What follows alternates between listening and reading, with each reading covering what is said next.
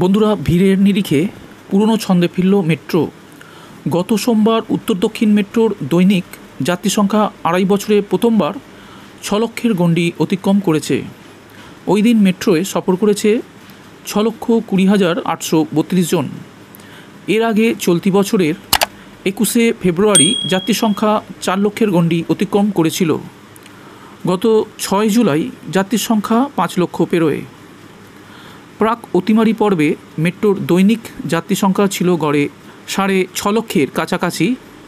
গত 14ই সেপ্টেম্বর ওই সংখ্যা 5,97,000 ছুঁয়ে ফেললেও 6 লক্ষের গণ্ডি পেরোতে পারেনি।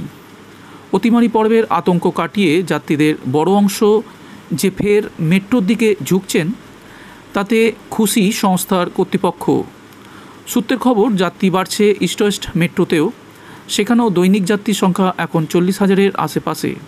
কয়েক মাস আগে মেট্রোর 100 টাকা আয় করতে প্রায় 450 টাকা খরচ হতো। মেট্রো কর্তৃপক্ষের আশ্বাস, যাত্রী সংখ্যার বৃদ্ধি এই প্রবণতা বজায় থাকলে বছরের শেষে অপারেটিং রেশিও কমে 212 টাকায় গিয়ে পৌঁছবে।